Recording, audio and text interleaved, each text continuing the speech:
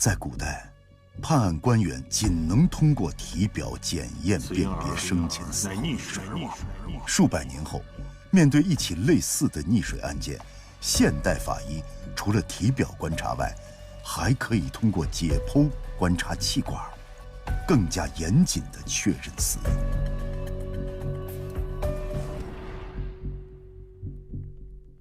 它气管里面有和口鼻腔一样的粉红色的均匀的泡沫。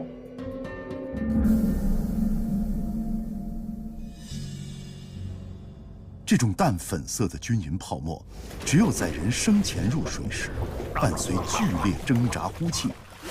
呼吸道分泌的粘液与空气、溺液混合才会形成，因此可作为生前落水溺死的征象。如果婴儿气管、口鼻都分布这种泡沫，就可以断定他是生前溺亡。那么，如何准确找到溺水地点？相比于古代判案官员通过观察缸水和河水的浑浊清澈与否，现代法医可以通过对死者内脏器官、牙齿和骨髓等检材进行一项检测，做出更准确的判断。我拿一双手套过来，把干净器也给我拿过来。在为这项检测提取检材时，法医必须十分小心，在提取每一处检材前都要更换完全干净的手套和器械，因为这种检测方法对检材要求极高，一旦检材受到污染，便会导致错误的检验结果。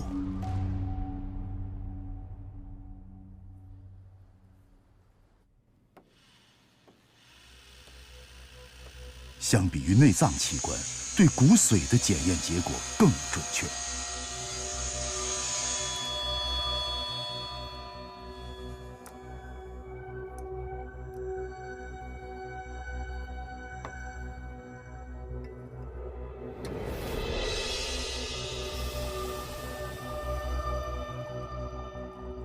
经过干燥、硝酸溶解等一系列处理，用于显微镜下观察的骨髓玻片制作完成。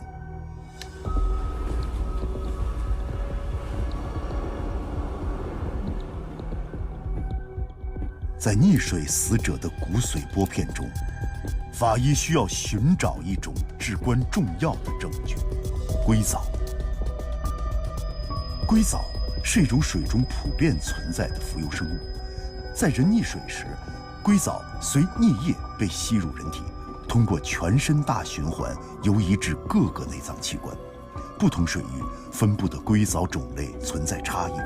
因此通过辨别硅藻的种类，便能分析其溺亡的水域。内部器官的硅藻比较小，然后是椭圆形的；河水的硅藻比较大，成为柱状或者